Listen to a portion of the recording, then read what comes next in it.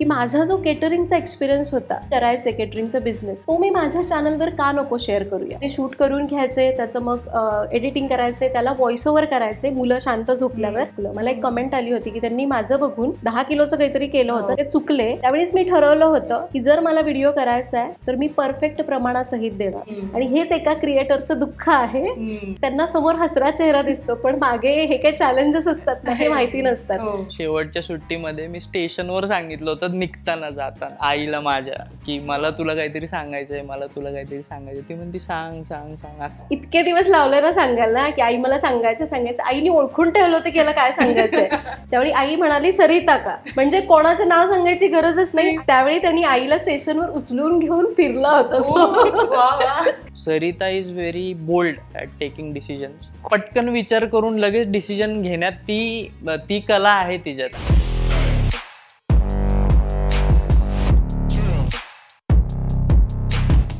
नमस्कार मंडळी, इन्फ्लुएन्सर्सच्या जगात आपलं खूप खूप स्वागत.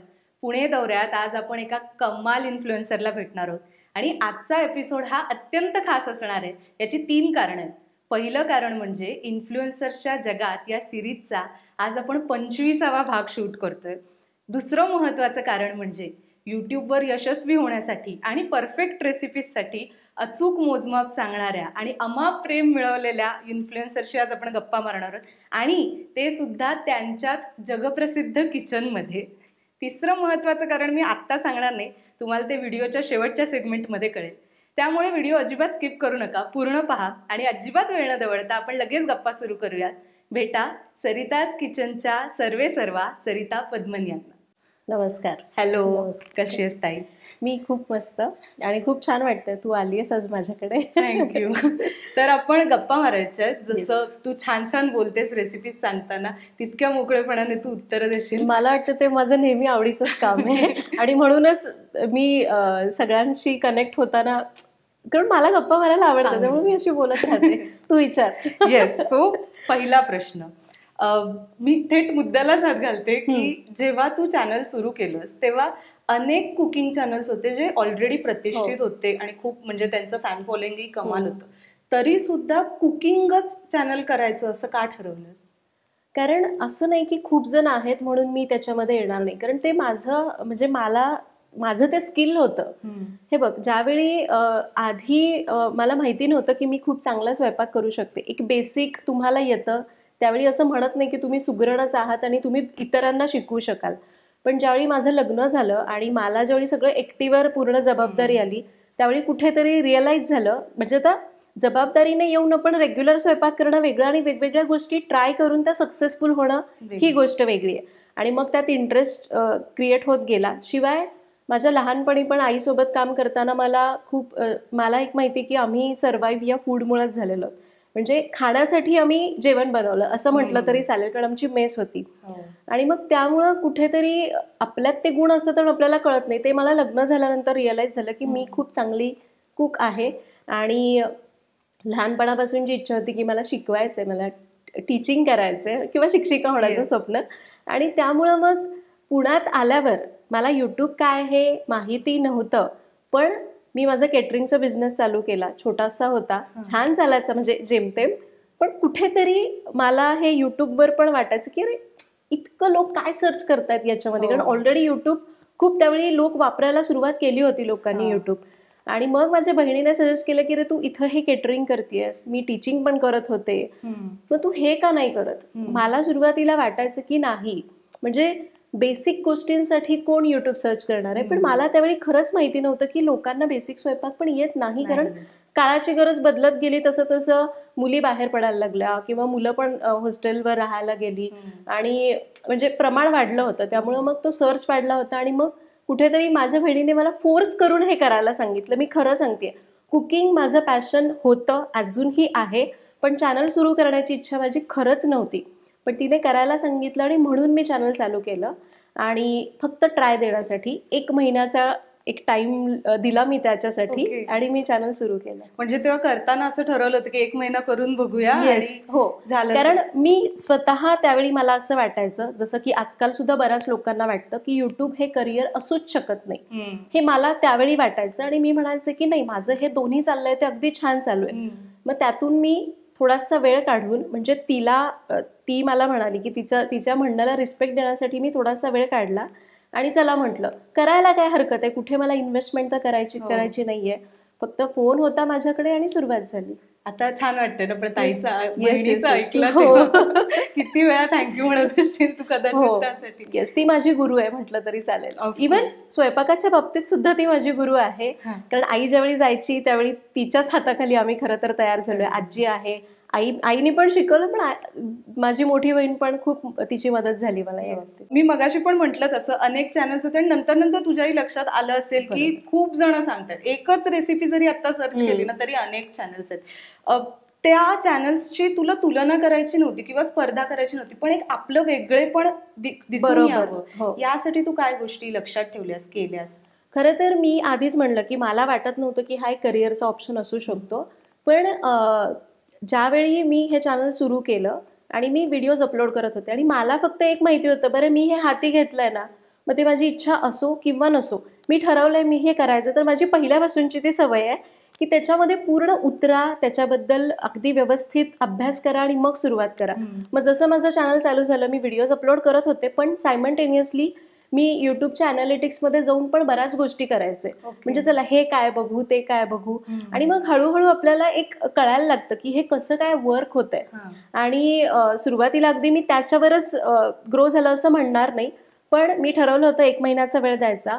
माझं चॅनल सुरू झालं 9 ऑगस्टला, म्हणजे पहिला व्हिडिओ माझा 9 ऑगस्टला गेला. 2018 ऑगस्ट 2018 आणि 9 ऑगस्ट ही तारीख होती. आणि 8 सप्टेंबरला माझा मोदकांचा व्हिडिओ व्हायरल झाला. त्यावेळी मी म्हटलं की मी अनालिटिक्समध्ये जायचे, बघायचे, त्यावेळी मी खूप कन्फ्यूज होते की इतक्या लवकर मी मोदकांचा व्हिडिओ टाकू का, कारण गणपतीला अजून 20 दिवस बाकी होते. एक अंदाज नसायचा की कधी काय टाकावं, कधी काय करावं. पण मी म्हणलं हो नाही करत, मी रात्री 2 वाजता व्हिडिओ अपलोड केला. मला त्यावेळी हे सुद्धा कळायचं नाही की तुमचे व्हिडिओज एका पर्टिक्युलर टाइमला तुम्ही टाकले पाहिजे, तुमचं ऑडियन्स ऍक्टिव्ह असताना. मी त्यावेळी तो व्हिडिओ पोस्ट केला, कारण मी 3 गोष्टी करत होते आणि मग ते वेळ काढून रात्री उशिरा जागून तो व्हिडिओ पोस्ट केला आणि दुसऱ्या दिवशी गणपती बाप्पाच्या कृपेने तो व्हायरल झाला. आणि त्यावेळी वेगळे पण जपण्याचं कारण खरं तर मला सुरुवातीच्या वर्षभरामध्ये कळलंच नाही की तुम्हाला काहीतरी वेगळं करायचंय, कारण अजून मी शिकत होते. सुरुवातीला तर मी शिकत होते आणि मला कॉमेंट्स यायच्या की तुमचा आवाज खूप छान आहे, तुम्ही एक्सप्लेन खूप चांगलं करता, तुमचे उच्चार खूप छान आहेत. आणि माझं लहानपणीचं स्वप्न होतं, मी उच्चारांवर खूप भर द्यायचे, कारण मला आकाशवाणीच्या बातम्या बघायचे मी, आणि मग मला ते वाटायचं की मलाही तिथं जाऊन बोलायचंय. मग मला वाटायला लागलं की कौतुक कोणाला आवडत नाही, छान कमेंट्स यायच्या. रेसिपीपेक्षा आवाजाचं कौतुक व्हायचं, एक्सप्लेन छान करता याचं कौतुक व्हायचं. आणि मग मी म्हणलं की चला हे करिअर तर आपण करू शकतो, पैसे मिळायला लागल्यावर कोणाला आवडत नाही, म्हणून मी त्याच्यात करत गेले.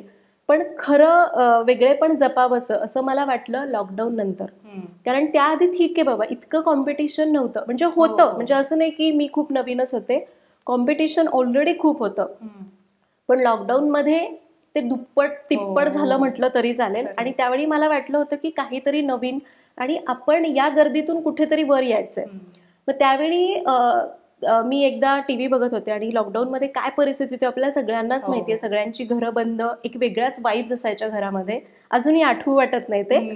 तर त्यावेळी मी टीव्ही बघत होते आणि आपल्या भारताचे प्रधानमंत्री नरेंद्र मोदी ते सांगत होते की जितकी शक्य होईल तितकी इतरांना मदत करा, तुम्ही जे काही काम करता त्यातून शोधा की तुम्ही इतरांना कशी काय मदत करू शकता. तुमच्या घरामध्ये बसून असेल, तुमच्या मेड्स असतील, मग ते कुठेतरी मी भांडी घासता घासता ऐकत होते, कारण त्यावेळी सगळेजण आपण घरात एकटेच आपण सगळ्या गोष्टी करायचो.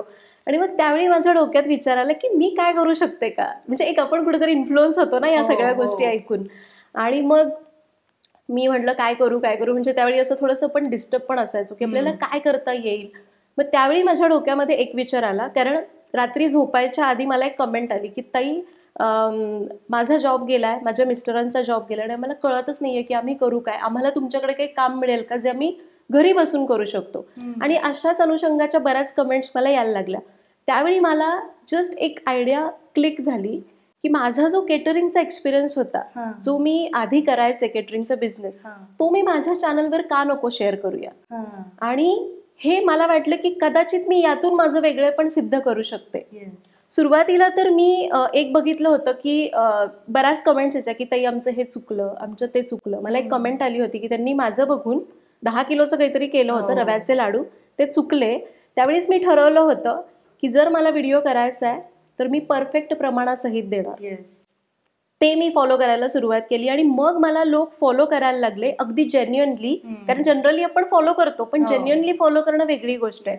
की तुम्ही जे प्रमाण सांगता ते कधीच चुकत नाही. कारण मला ती जी निगेटिव्ह कमेंट होती ना, तिच्यातून मी शिकले की मला जर द्यायचंय ना तर अगदी परफेक्ट प्रमाण द्यायचंय. म्हणजे कोणीही करू, मग तो कॉलेजला जाणारा मुलगा करत असेल किंवा एखादी सुगरण करत असेल, ते एक वेगळेपण सरिताज किचनने सुरू केलं. आणि अजूनही बरेच जण मला बाहेर भेटल्यावर म्हणतात की तुमचं प्रमाण अचूक असतं, आम्ही 10 व्हिडिओ बघतो पण तुमचा आल्यावरती रेसिपी करायला घेतो. आणि ही माझ्यासाठी खूप मोठी अचिव्हमेंट आहे, खूप मोठा फीडबॅक आहे माझ्यासाठी. आणि मग खरं वेगळेपण खरं तर माझं प्रमाणात तर आहेच, पण त्यावेळी झालं ज्यावेळी मी ती फूड बिझनेस सिरीज चालू केली. मी सहज म्हणून ट्राय करू, कारण ट्रायल अँड एरर हे कुठल्याही बिझनेसमध्ये असतात. मी फक्त मला अंदमानमध्ये मुस्लिम कम्युनिटी तिथं खूप होती, त्यांच्याकडून मी एकदम परफेक्ट बिर्याणी शिकले होते आणि मी ऑर्डर्स पण घ्यायचे पुण्यात आल्यावर त्याचा. तर मी तो व्हिडिओ पोस्ट केला, त्याचं प्रॉफिट मार्जिन कसं काढायचं, काय करायचं, या सगळ्या गोष्टींसहित छोट्या छोट्या गोष्टी लिहून काढल्या, आधी कॅल्क्युलेट केल्या आणि त्याच्यावर मी व्हिडिओ केला. तो व्हिडिओ प्रचंड व्हायरल झाला आणि त्यामधून मला खूप अशा कॉमेंट्स यायला लागल्या की तुम्ही ही सिरीज अशीच कंटिन्यू करा, आम्ही याची ऑर्डर घेतली तर आम्हाला त्याचा खूप मोठा फायदा झाला आणि लोकांना ते आवडलं. आणि मग मी ठरवलं की जर मला आत्ताच्या या गर्दीमधून वर यायचंय तर हेच आपण करू शकतो. कारण जे स्किल आहे ते फक्त तुम्हाला शेअर करायचंय. आणि मग मी ते शेअर करायला सुरुवात केली. आपले फूड बिझनेस सिरीजचे 50 एपिसोड्स झाले आणि त्यामधून ऑलमोस्ट 200 पेक्षा जास्त कुटुंबांनी हा बिझनेस चालू केला. मला अजूनही भेटल्यावर लोकांचे फीडबॅक्स येतात आणि ती माझी खरी अचिव्हमेंट आहे. आणि तू मगाशी म्हणाली की तुम्हाला काही वेगळेपण सिद्ध करायचं होतं, तर जे प्रमाणाचं आहे ते तर मी स्वतःनी काढलं होतं, पण हे मला लोकांकडून ज्यावेळी फीडबॅक्स मिळाले त्यातून आलेलं आहे, त्यातून शिकत हळूहळू. कारण ते डेव्हलप इव्हॉल्व्ह होत गेलं. ऍक्च्युली प्रमाणाचं झालं त्याच्यामुळे मला आठवलं म्हणून सांगते. माझ्या आईने पण स्पेशली सांगितलं, आमचा दिवाळीचा सगळा फराळ तुमचे व्हिडिओ बघून केलेला होता. तिने सांगितलं की अचूक एकदम, चकली वगैरे आमची नेहमी फसते, पण तुमचा यावेळेचा जो व्हिडिओ होता तो बघून केला तर तो परफेक्ट झाला. मी ऍक्च्युली पहिले जे 1.5 वर्ष आहेत ना यावर याच रिसर्चमध्ये होते. सुरुवातीला तर शिकून घेतलं, एक 7-8 महिने लागले मला. आणि याच रिसर्चमध्ये होते की मी वेगळं काय करू शकते. म्हणजे मी फक्त इतरांचे व्हिडिओज बघायचे की त्या काय करतात याच्यासाठी नाही, तर ते काय नाहीत करत जे मी दाखवू शकते याच्यासाठी. आणि लोकांच्या कॉमेंट्स या दोन्हीची सांगड घालून मला एक गोष्ट कळली की परफेक्ट प्रमाण दिलं तर कोणीही करू शकतं. आणि मग ते मी इम्प्लिमेंट करायला सुरुवात केली. हो, आय गेस त्याच्यामुळेच अनेक बॅचलर्स पण तुला खूप कमेंट करून, एकाने तर कविता केली होती, if I am not wrong, इंस्टाग्रामवर दिसेल तुम्हाला सरिता द्यायची, राईट. आता आपण मगाशी तू बोलता बोलता नमूद केलंस की सप्टेंबरमध्ये 8 सप्टेंबरला वगैरे मोदकाचा व्हिडिओ टाकला आणि गणपती उशिरा होते. अनेक तुझे व्हिडिओ कसे फेस्टिवलच्या आधी करावे लागतात आणि याच्यासाठी कमाल प्लॅनिंग लागत असेल. म्हणजे आणि ज्या सातत्याने तू करतेस तर इतक्या वर्षभरात की प्रत्येक दिवसाचं, प्रत्येक महिन्याचा वेगळा प्लॅन कदाचित असू शकतो. तर अनेकांना अशी उत्सुकता आहे की नेमकं तू ते कसं मांडतेस, ते प्लॅनिंग कसं करतेस.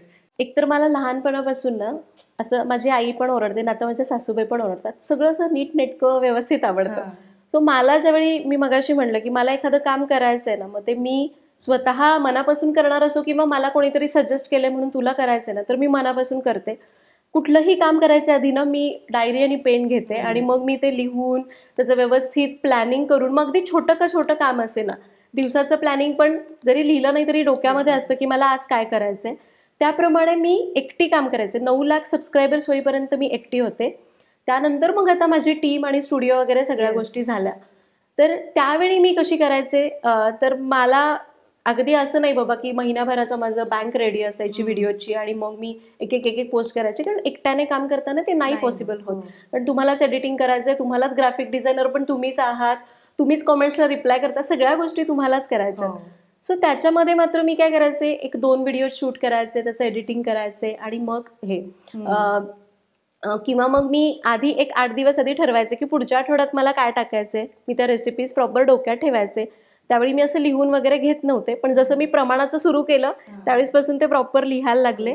एक आठवडाभर आधी मी करायचे की पुढच्या आठवड्यात मला काय दाखवायचे. फक्त माझा टाईम रेग्युलर नसायचा, कारण मी प्रेग्नंट सुद्धा होते. माझी शाळा, केटरिंग, प्रेग्नन्सी आणि यूट्यूब चॅनल या 4 गोष्टी करता करता टाईम थोडासा मॅनेज होत नव्हता. पण मला एक कळत होतं की समजा एखादा सण येतो तर 3 दिवस आधी ती रेसिपी गेली पाहिजे, त्या सणाच्या संदर्भात जी कुठली असेल ती. त्याप्रमाणे मी बऱ्यापैकी टायमिंग घ्यायचे. अंदाजे मला 3 दिवस लागायचे एकटीला. 1 दिवस पूर्ण प्लॅन करायला, सामान वगैरे आणून, दुसऱ्या दिवशी शूट करायचं, सेम डेला रात्री उशिरा एडिट करून त्याला व्हॉइस ओव्हर करायचा, कारण मुलगा होता माझा छोटा, तो झोपला की मग, आणि दुसऱ्या दिवशी पब्लिश. या गोष्टी मग एका व्हिडिओला 3 दिवस, या अनुषंगाने मी त्याची लिस्ट करायचे. पण आता माझी टीम आहे तर माझा 2 महिने किंवा 1.5 महिन्या आधीपर्यंतचा कॉन्टेंट रेडी असतो. येस, कारण जर तुम्ही टीम केली आहे तर त्याला तुम्ही वापरायला पण पाहिजे तसं. येस. आता आपण सातत्याबद्दल म्हटलं की साधारण 2018 पासून तू रेग्युलरली व्हिडिओ जे टाकतेस, पण जितकं कन्सिस्टन्सीचं म्हणेन ना मी, तितकाच तू बदलही अनुभवलाय आयुष्यामध्ये आतापर्यंतच्या जर्नीत.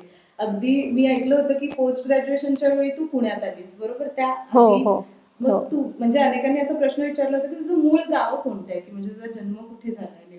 तर माझं मूळ गाव सांगोला, पंढरपूरच्या शेजारी एक तालुक्याचं गाव आहे. तर माझं पूर्ण शिक्षण तिथंच झालं. खरं तर ते माझं मामाचं गाव आहे.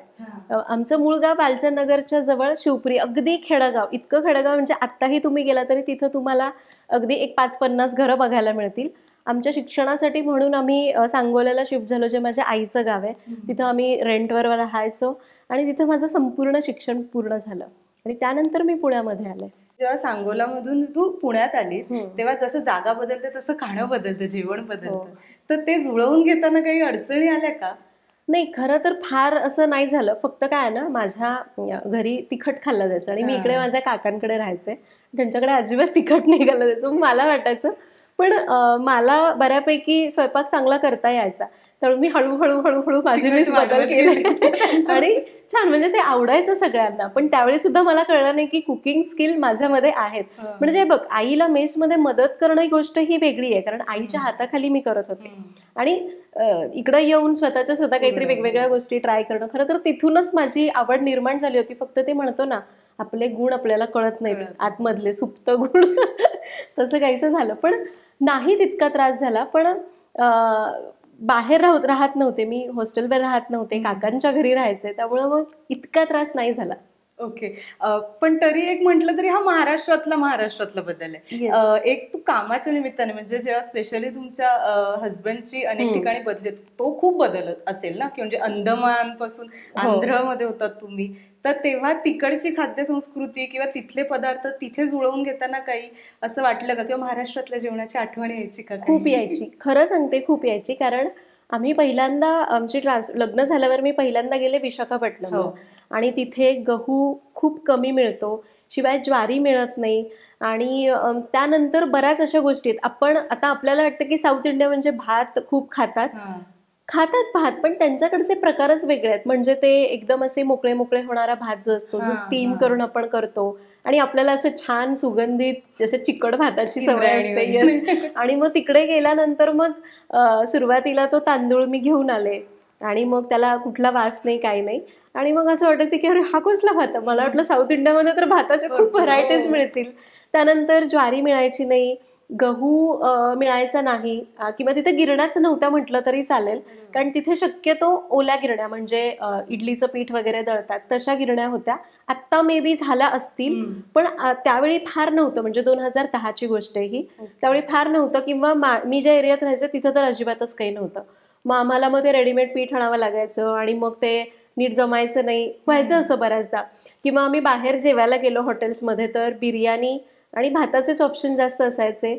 मग आम्ही हॉटेल शोधायचो लिटरली, कुठं आपल्यासारखं कुठे काही मिळतंय का बघू, ऍटलिस्ट नॉर्थ इंडियन तरी.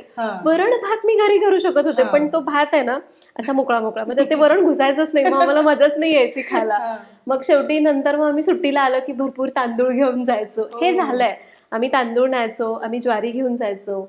मग ट्रेनमधून असे पॉसिबल व्हायचं, फ्लाईटनी जायचं असेल तर मग परत तेच की वजनाचा प्रॉब्लेम यायचा. मग त्यामुळं मग बऱ्याचदा ऍडजस्ट केलंय. पण एक आहे की मला असं वाटतं, आता मला याच्यातलं मी हळूहळू याच्यावर काम करते, तर की तुम्ही ज्या भागामध्ये राहायला जाता ना, हळूहळू तिथलं अन्न पदार्थ तुम्ही खायला शिकलं पाहिजे, कारण ते त्या प्रकृतीप्रमाणे बनवलेत. मग हळूहळू आम्ही तेच केलं की मग आम्ही पण इडली सांबारवर भर द्यायला लागलो, आम्ही पण डोसे करायला लागलो. डोसे यायचे नाहीत पण तिथं मी खूप प्रयत्न करून करून शिकले. परत मी तिथल्या ज्या कुठल्या आजूबाजूच्या अम्मा होत्या, तिथं अम्मा म्हणतात, आपल्याकडे जसं वहिनी, काकू, आजी, आई असं, तर तिथं अम्मा म्हणतात, त्यांच्याकडे जाऊन जाऊन मी वेगवेगळे पदार्थ शिकले. आणि मग ठीक आहे बाबा, चालू झालं व्यवस्थित. आणि मग तिथून निघाल्यावर तिथल्या जेवणाची यायची का आठवण? आत्ता मी खूप मिस करते. सुरुवातीला ना एक गोष्ट आठवते, आम्ही नवीन गेलो आणि घर पूर्ण म्हणजे सामान पण आमचं नुकतंच आलं होतं. माझे सासू सासरे, मी आणि उत्कर्ष असं चौघं होतो आम्ही. आणि उत्कर्षला तर बऱ्यापैकी सवय होती एक वर्षभर आधी असल्यामुळं. तर तिथून ना एक मिल्सचा प्रकार मिळतो, ते आणून दिलं. त्याच्यामध्ये ना इतका भात असतो, फक्त 50 रुपयाला मिळायचं त्यावेळी. इतका भात, त्याच्यासोबत डाळ असते, रस्सम असतं आणि लोणचं, पापड आणि अशा 5-6 भाज्या असतात. आणि ते इतकं टेस्टी असतं. पण ज्यावेळी मी नवीन नवीन गेले होते ना, ते बघून मला खावंच नाही वाटलं, कारण इतका भात कोण खातं, आपल्याला सवय नसते याची. पण नंतर मी आता त्याची फॅन झाले होते त्या जेवणाची, कारण खरंच ज्यावेळी तुम्ही ते व्यवस्थित वाढून घेता ना, ते इतकं टेस्टी लागतं. त्या भाज्या, ते रस्सम, डाळ मिक्स, ते फक्त खायचं कसं हे कळलं पाहिजे. आपल्याला कळत नाही सुरुवातीला, आपण उगाच काहीतरी मिसळतो करत. ते कसं खायचं, ते भाताचा एक घास, त्याच्यामध्ये थोडा रस्सम, थोडी डाळ खायची, सगळ्या भाज्या मिसळायच्या आणि मग ते खायचं. काय टेस्ट लागते. आणि मी तो व्हिडिओ शेअर करेन की साऊथ इंडियन मील्स कसे करतात, कारण ते कुठेच नाही मिळत आपल्या इथं, फक्त तिथं. मग आम्ही नंतर मला इतकं आवडायला लागलं ते की आम्ही कुठेही बाहेर फिरायला गेलो ना, आम्ही बिनधास्त आणायचो, कारण 50 रुपयात आम्ही दोघं जेवून व्हायचो आरामात, जे आपल्या पुण्यामध्ये किंवा मुंबईमध्ये कुठेच नाही तुला मिळणार आहे. बरोबर. पुढचा प्रश्न मी असा विचारेन की कामाच्या बाबतीत आता युट्यूबवरती तू बऱ्यापैकी स्टेबल आणि युट्यूबच फुल फ्लेज हे करतेस, पण याआधी तू अनेक जॉब्स आणि वेगवेगळ्या प्रकारची कामं करून बघितली. म्हणजे तू मगाशीच म्हटलंस की शिक्षिका होतीस तू, बरोबर. त्याच्यानंतर आय गेस एका कंपनीत इन्फोसिसमध्ये तू जॉब केलायस, कस्टमर सर्व्हिसमध्ये, म्हणजे जितकं मला माहिती आहे त्यानुसार. तर एक साधारण सांगायचं झालं तर किती प्रकारच्या नोकऱ्या केल्यात, किती काळ केल्यात, आणि त्या प्रत्येक नोकरीतून तू काय शिकलीस जे आज युट्यूबमध्ये तुला मदत करते? प्रत्येक गोष्टीतून आपण काही ना काहीतरी शिकत असतो, हे मला तरी कळलं. इव्हन मी लहान होते त्यावेळी जी काही परिस्थिती होती ना, मला असं वाटतं की आपण बरेच जण म्हणतो की परिस्थिती अशी होती, परिस्थिती अशी होती, पण मला वाटतं ती परिस्थिती असते म्हणून आपण शिकतो. परिस्थिती शिकवते हे वाक्य अजिबात खोटं नाहीये. त्यामुळं तिथून पण मी शिकले. त्यानंतर पुण्यात आल्यानंतर खरं तर मी आले होते MBA करण्यासाठी, पण मी एज्युकेशन लोन घेतलं होतं. आई तिकडे एकटीच होती आणि अजून काही आमची फायनान्शियल कंडिशन तितकी बरी नव्हती. मग कुठेतरी मला भीती वाटायची. एकतर काय झालं ना, आपण होमसिक होतो ना, तसं काहीशी माझी परिस्थिती झाली होती पुण्यात आल्यावर. जरी मी काकांकडे राहत असले तरी पण मी पहिल्यांदाच अशी आईला सोडून आले असेल, आणि मग कुठेतरी मी मेंटली असं आईकडेच असायचे की आई काय करत असेल, कारण ती एकटी होती ना, त्यामुळे भीती वाटायची थोडीशी. मग कुठेतरी वाटलं मी जर फेल झालं तर परत आईवर हा लोनचा बर्डन. आणि मला नाही माहिती, मी क्विट केलं ते. मला असं वाटलं की नाही, नको. म्हणजे मला माहिती होतं की मी पास होणार, पण परत भीती वाटायची की नाहीच झाले तर. ते एक कन्फ्यूज स्टेट होतं म्हणजे मनाचं, आणि मग मी क्विट केलं तिथं. पण पुण्यावरून परत गावी जायचं म्हणजे की परत मग तेच, मग कशाला गेली होतीस, तुला माहिती आजूबाजूचे लोक, मग परत आईलाच उगाच बोलत बसणार. मग म्हटलं चला इथेच आपण जॉब शोधू, आणि मी पुण्यामध्ये जॉब शोधायला सुरुवात केली. त्यावेळी मी तुला एक गोष्ट सांगेन, आता ती परिस्थिती आहे की नाही मला माहिती नाही. त्यावेळी 2000च्या नोकरीसाठी मी 3000 रुपये भरले होते. का?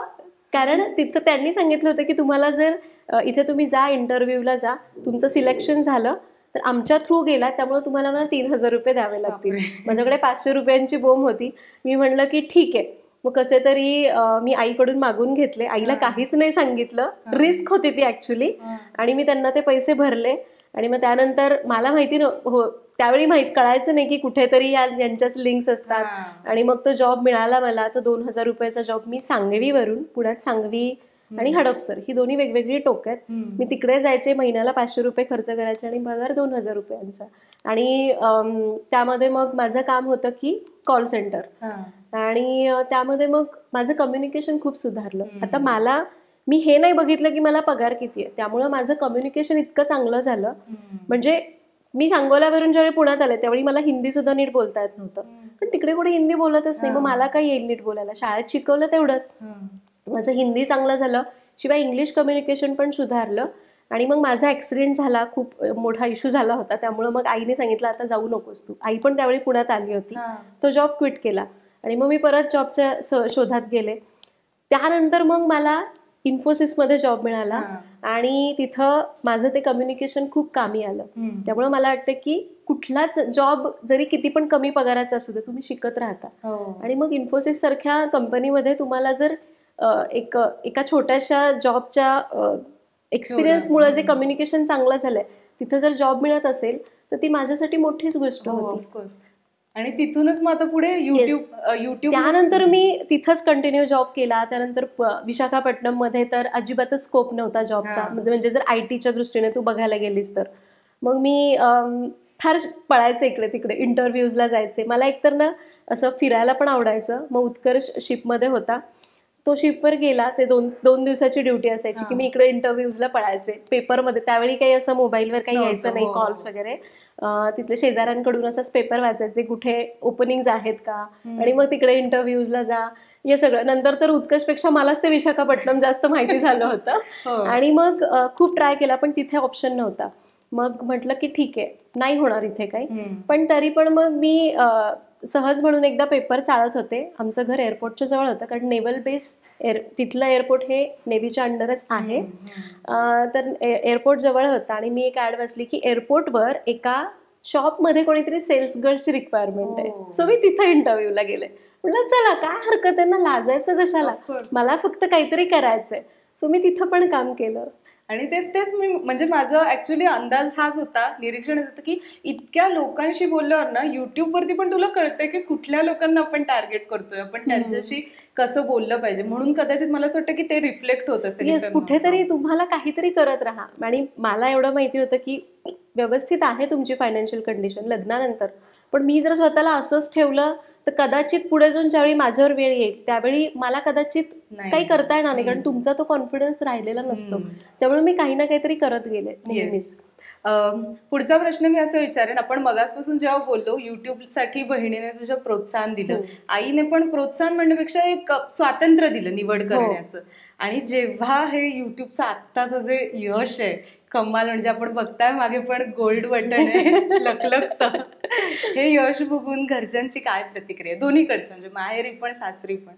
हे बघ, पहिल्यांदा सांगते, मी जेव्हा युट्यूब चॅनल चालू केलं ना, बहिणीने सांगितलं म्हणून 5च व्हिडिओ गेले त्यावेळी उत्कर्षलाच माहिती नव्हतं की मी असं काहीतरी करते. कारण मला ज्यावेळी लग्न झालं त्यावेळी त्यांनी एक सांगितलं होतं की तू काही पण कर, माझा तुझ्यावर विश्वास आहे. आणि मला वाटतं की प्रत्येक नवऱ्यानी हा विश्वास आपल्या बायकोला द्यायला पाहिजे. त्यावेळी त्याचं एज काही, माझं 24 होतं, त्याचं 25 होतं. पण त्यावेळी पण त्यांनी मला एक गोष्ट सांगितली, तुला जे करायचं ते कर, माझा तुझ्यावर पूर्ण विश्वास आहे, मला माहिती तू काही चुकीचं करणार नाहीस, फक्त ते करायच्या आधी मला एक वेळ सांग की मी हे करते. म्हणलं ठीक आहे. आणि मग मी शाळा करत होते, केटरिंग करत होते, आणि मला माहिती होतं की तू ओरडणार की तू जर चॅनल, कारण मी प्रेग्नंट पण होते त्यावेळी, आणि जर मी परत चॅनल चालू केलं तर ओरडणार, म्हणून मी त्याला काही सांगितलं होतं मी असं काहीतरी करते. तर मी 5-6 व्हिडिओ शूट केले, पब्लिश केले, आणि त्यानंतर त्याला कळलं की मी असं काहीतरी करते. ते म्हणजे ठीक आहे, कर, तुला जमतंय झेपतंय तर कर. त्यानंतर घरातल्यांना पण हळूहळू कळायला लागलं व्हिडिओज बघून की अरे ही असं काहीतरी करतेय. सुरुवातीला कुणाला एवढं नाविन्य वाटलं नाही, पण ज्यावेळी मग माझे व्हिडिओज ते बघायला लागला ऍक्च्युअली की मी कशी सांगतेय करतेय, माझी आईच म्हणे अरे हिला एवढं येतं, ही अशी रिॲक्शन होती. माझ्या सासूबाई पण खूप खुश होत्या, कारण त्यांनाही आवडायचं, त्यांना पण कुकिंगची आवड आहे. त्या काळच्या बायका सगळ्या सुगरणच, त्यांनाही खूप छान वाटायचं. आणि आता मात्र माझी आई आणि माझ्या सासू, परवाच आम्ही एकत्र आलो तर म्हणे हे घेऊ का गं? मी म्हणलं तुम्ही मला का विचारताय? तर म्हणे अगं तू आता एवढी मोठी इतक्या लोकांना शिकवते, मग आम्हाला वाटतं ना असं. मी म्हणलं असं काही नाहीये, मी फक्त शिकवते, पण तुम्ही खऱ्या स्किलफुल आहात, कारण तुम्ही त्या अनुभवाने शिकलाय. मी तरी चला बाबा आत्ता आईकडून थोडं शिकलीये, अजून मला खूप शिकायचंय, ऑलरेडी शिकून आलं, तर मग तुम्ही नका एवढं टेन्शन घेऊ. तर त्या म्हणतात नाही नाही तू इतक्या लोकांना सांगतेस, मग आम्हाला असं थोडं भीती वाटते. मी म्हणलं मला का भीती? ह्या अशा माझी आई आणि सासू अशा आहेत, दोघी खूप छान मैत्रिणी आहेत, आणि त्या दोघी एकमेकांना समजून घेतात आणि तुम्हालाही समजेल. नाही, घरच्यांचा खूप चांगला सपोर्ट आहे. माझी मुलगा पण ज्यावेळी त्याला कुणी भेटतो, अरे मम्मा तुझे सबस्क्रायबर्स आहेत ना ते माझ्या फ्रेंडच्या आई आहेत आता, म्हणजे त्यालाही खूप आनंद होतो. सगळे सांगत, शाळेत वगैरे पण कदाचित सांगत हो, असतील हो, ना हो. सगळे. तुम्ही ते शिक्षक पालक मीटिंगला गेल्यानंतर. तेव्हा खूप- आणि माझ्या मुलाने एक किस्सा सांगितला की मम्मा माझी टीचर बघ एकदा आला आणि मला आधी त्याला ना वाटायचं की फूड म्हणजे काय, त्याला ते गेमर्स वगैरे असतात ना त्याचे जास्त हो, हो, अट्रॅक्शन. हो. मग एकदा त्याच्या टीचरने विचारलं अरे ती तुझी आई आहे का, मग तो मला येऊन म्हणतो अरे मम्मा माझी टीचर पण तुझी फॅन आहे. त्यावेळी मग त्याला छान वाटलं की म्हणजे मग अशा घरच्यांचा, लहान मुलं असो किंवा मोठी, सगळ्यांचा छान सपोर्ट मिळतोय. पण माझ्या सासू सासऱ्यांनी पण सांगितलं होतं की आपल्या घरामध्ये कोणावरही बंधनं नाहीयेत, जे करायचं ते करा, फक्त आम्हाला कानावर घालून करा. तेच. आणि खरं तर महत्वाचं असतं की आपल्याला कन्सिडर केलंय, ही एक आपल्याला जाणीव देणं गरजेचं. आता फॅमिलीचा एक सपोर्ट आहे आणि आता आपण बघतोय मागील एक वर्षभरापासून युट्यूबची पण मराठीमधली जी एक पुण्यात स्पेशली कम्युनिटी छान तुम्ही तयार केली. म्हणजे मागच्याच एपिसोडमध्ये आपण उर्मिला आणि सुकीर्तला भेटलो, आता पुढच्या एपिसोडमध्ये पण काही पुण्यातल्या क्रिएटर्सना भेटणार आहोत. हा जो काय म्हणत एक ग्रुप झालाय छान तुमचा, त्याच्याविषयी काय सांगशील आणि याची कितपत गरज आहे आता की एक मराठी कम्युनिटीने युट्यूबर्सने एकत्र येण्याची? खरं सांगू का की ज्यावेळी मी चॅनल सुरू केला ना त्यावेळी मी कुणालाही ओळखत नव्हते, कुणालाच ओळखत नव्हते आणि कुठेतरी ते एकटे पण इतकं प्रकर्षाने जाणवायचं ना. म्हणजे मी व्हिडिओज पोस्ट करायचे, मी त्या कॉमेंट्स वाचते, लाईक्स करतात लोक तुमच्या व्हिडिओजला, फीडबॅक्स देतात छान छान, इतक्या कौतुकाच्या कॉमेंट्स असतात दिवसभरात, खूप पॉझिटिव्हिटी येते त्यातून. पण कुठेतरी एका कोपऱ्यामध्ये असं वाटतं की मी हे जे करतेय तो पण ते करतोय, ती पण ते करतेय, तर त्यांचं आयुष्य कसं असेल. मला इतके चॅलेंजेस येत आहेत, एखादा व्हिडिओ अपलोड करताना काहीतरी ग्लिच आला, काही झालं, अरे त्यांना पण येतंय का मलाच एकटीला आलंय, कळायला कुठे मार्गच नसायचा. पण आता युट्यूबने स्वतः इनिशिएटिव्ह घेतलं आणि हा युट्यूब क्रिएटर कलेक्टिव्हचा जो प्रोग्राम झाला, आणि मुख्य म्हणजे त्यात मीच सिटी अँबॅसेडर होते, म्हणजे मला ती रिस्पॉन्सिबिलिटी दिली होती, मला आणि ऐश्वर्याला. सो मला खूप छान वाटलं, कारण मला कुठेतरी मनातून वाटायचं की ह्या सगळ्या लोकांना मला भेटायचंय, कारण माझ्यासारखे चॅलेंजेस त्यांना पण येतात का. आणि खरं सांगते, ज्यावेळी कुठलाही क्रिएटर तुमच्या सगळ्यांसमोर इतक्या हसतमुखाने येत असतो ना, मनातून तो खूप दुःखी असायचा, कारण ती कम्युनिटी त्याला मिळत नव्हती. बरोबर. आणि एक किस्सा सांगते छोटासा. आता आम्हाला गुगल ऑफिसने बोलवलं होतं पहिल्यांदाच. त्यावेळी ठीक आहे, म्हणजे सगळे वेगवेगळ्या भाषांचे क्रिएटर जास्त होते. तिथून आलो आम्ही, परत दुसऱ्यांदा आम्हाला इन्व्हाइट केलं, त्यावेळी खूप मराठी क्रिएटर्स आम्हाला भेटले. तिथूनच खरं तर आमचा एक छान ग्रुप तयार झाला. प्रकाश होता, उर्मिला होती, सुकीर्त होता, आणि तिथून आम्ही इतक्या छान छान गप्पा मारल्या, इतक्या गोष्टी शेअर केल्या एकमेकांसोबत. आणि आम्ही परत याला निघालो, तर उत्कर्ष मला ड्राईव्ह करता करता म्हणाला की मी तुला इतकं रिलॅक्स याआधी कधीच बघितलं नव्हतं.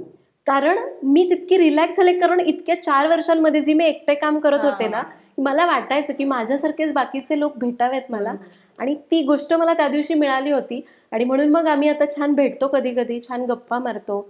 आणि खरंच ह्याची खूप गरज आहे. जे अजून बरेचसे क्रिएटर्स आहेत की ज्यांना हा चान्स नाही मिळालेला आहे, हळूहळू तो मिळेल, कारण युट्यूब असे इनिशिएटिव्ह आता घेतच राहणार आहे. हो, येस. आणखीन एक आता मी प्रश्न विचारेन की सरिताज किचनची एक वेबसाईट आहे छान, म्हणजे अनेकांना माहित असेल आता, आणि उत्पादन आहेत काही, लाकडी घाण्याचं तेल, गुळ पावडर वगैरे वगैरे. तर हा व्यवसाय करायचं कसं ठरलं? हे बघ, मी ज्यावेळी पुण्यामध्ये आले ना, मी 8 वर्ष कोस्टलमध्ये राहत होते, आणि मला तिथे क्लायमेट अगदी छान सूट झालं होतं. म्हणजे तू स्किन म्हण, तुझी हेल्थ म्हण, सगळ्याच गोष्टी इतक्या छान सूट झाल्या होत्या. आणि मला तिकडचं फूड कल्चर पण मी थोडंसं आत्मसात करायला म्हणजे खाऊ लागलो होतो आम्ही. आणि असं म्हणतात की तुम्ही जिथं पिकतं, जे पिकतं तेच खाल्लं पाहिजे, तुम्ही जिथं राहतात ते. आणि मग तिथे पण महाराष्ट्र मंडळाकडून बरेच वेबिनार्स म्हणते, बऱ्याच अशा छान, आता ते लॉकडाऊनमुळे ते वेबिनारची खूप सवय लागली. तिथे असे छान मीटिंग्स व्हायच्या, आमच्या कार्यक्रम व्हायचे वेगवेगळे. तर तिथे पण आपले मराठी डॉक्टर्स खूप होते. त्यांनी सांगितलं होतं की तुम्ही जिथे राहता तिथलंच तुम्ही खाल्लं पाहिजे. आणि ज्यावेळी आम्ही पुण्यामध्ये आलो ना, त्यावेळी तिकडं एकदम असं ह्युमिड, आणि पुण्यामध्ये एकदम ड्राय हवामान होतं. त्यामुळं मला कम्प्लीट 2 वर्ष, इव्हन माझ्या प्रेग्नन्सीमध्ये पण म्हण, मी कम्प्लिटली 2 वर्ष कंटिन्युअसली आजारीच असायचे.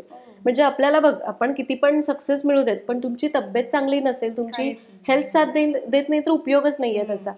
मग त्यावेळी मला एक छोटीशी रेमेडी समजली की कोल्ड प्रेस ऑइल, म्हणजे ती कोल्ड प्रेस ऑइल वापरूनच होती, मी ते रेमेडी केली. एका ट्रस्टेड आयुर्वेदाचार्यांनी मला ती सांगितली होती. मी ते सांगणार नाही कारण उगाच कोणातरी ट्राय करू नये म्हणून. आणि त्याचा मला लिटरली एका आठवड्यात चमत्कार म्हणतो ना तसे बेनिफिट्स मिळाले. आणि माझा आजार पण कुठे उडून गेलं म्हटलं तरी चालेल. आणि खूप खरी गोष्ट आहे. आणि मग मी हळूहळू कोल्ड प्रेस ऑइल वापरायला सुरुवात केली. त्यानंतर मग माझ्या पण फॅमिलीजमध्ये, कारण पार्थला सुद्धा तिकडची सवय होती त्याचं, तो तर अगदी बालपणापासून तिकडेच, म्हणजे तानं असल्यापासून. त्यामुळे मग त्याच्या पण तब्येतीत मला फरक जाणवला. आणि मग मी म्हणलं की चला आपण हेच वापरूयात. मग त्यानंतर मग मला कमेंट्स यायच्या की ताई आम्ही तेल कुठलं वापरायचं, कुठला ब्रँड चांगला आहे, किंवा तुम्ही कुठलं वापरता, याच्यासाठी कुठलं. त्यावेळी मी त्यांना रेकमेंड करायचे की लाकडी घाण्याचं तेल वापरा. पण प्रत्येकाची एकच कमेंट आमच्या इकडे मिळतच नाही. मग म्हटलं की आपण याच्यावर एखादा व्हिडिओ वगैरे करू, किंवा आपणच याच्याबद्दल विचार करायला काय हरकत आहे. आणि मग त्यामधून मला हा विचार आला. अगदी लगेच नाही, पण मी हळूहळू, म्हणजे मी फक्त 1-2 तेलच वापरायचे, पण बाकीचे पण सगळे जे काही प्रकार आहेत तेलांचे त्याच्यावर मी थोडासा स्टडी केला 1-5-6 महिने. अगदी लगेच नाही. 1-2 माझ्या ओळखीचे काही असे आयुर्वेदाचार्य आहेत ज्यांना खरं तर जे पारंपरिक पदार्थ वापरा म्हणून सांगतात, त्यांच्याशी मी बोलले. आणि मग कोल्ड प्रेस ऑइल लॉन्च करायचं हे ठरवलं. मला माहिती होतं की हे एक लिक्विड आहे, बिझनेसचा कुठलाही अनुभव नाही की हे लिक्विड आयटम ज्यावेळी आपण डिलिव्हर करतो त्यावेळी खूप चॅलेंजेस असतात, ते डॅमेज होण्याचे, किंवा मग ते पॅकेज व्यवस्थित पोहोचेल की नाही याचे. पण तरी पण आम्ही रिस्क घेतली. म्हटलं की नाही, उगाच एखाद्याने दुसरं काहीतरी चालू केलंय म्हणून नको करूया. जे खरंच मला जसं बेनिफिट मिळालंय ते आपण काहीतरी सुरू करू. आणि म्हणून कोल्ड प्रेस ऑइल आम्ही लॉन्च केले. आणि याच्यामध्ये फक्त एक गोष्ट मला कटाक्षाने पाळायची होती, ती म्हणजे मला क्वालिटी जपायची होती. कारण ज्यावेळी तुम्ही कुठलंही फूड प्रोडक्ट किंवा ब्युटी प्रोडक्ट लॉन्च करता त्यावेळी त्याची क्वालिटी चांगली असणं खूप महत्वाचं आहे. टी शर्ट खराब लागला तर तुला त्याची काही इजा होणार नाही, पण एखादं फूड प्रोडक्ट जर क्वालिटी नसेल किंवा ब्युटी प्रोडक्ट तर तुम्हाला खूप काळजी घ्यावी लागते. त्यामुळे मी पर्सनली जी काही मॅन्युफॅक्चरिंग होतं त्या प्रोडक्टचं त्यावेळी क्वालिटीवर आम्ही पर्सनली भर देतो. कारण एवढ्या विश्वासाने लोक माझ्याकडून मागवतात. कारण आणि हा कॉन्फिडन्स मला आला कुठून, तर मला येणाऱ्या कॉमेंट्समधून. सरळ सरळ लोक मला कॉमेंट्समध्ये म्हणतात की आम्ही 10 व्हिडिओ बघतो पण 11वा व्हिडिओ तुमचा आला की मगच आम्ही ट्राय करतो. जर तो ट्रस्ट माझ्यावर ते दाखवतात तर मला सुद्धा तितकाच विश्वासार्ह प्रोडक्ट त्यांना दिला पाहिजे. म्हणून हे प्रोडक्ट लॉन्च केले. काहीतरी चांगलं द्यायचं होतं म्हणून. दुसरं म्हणजे आम्ही स्वतः त्याची क्वालिटी वगैरे बघतो. सगळा कंट्रोल आमच्याकडे त्याचा आहे.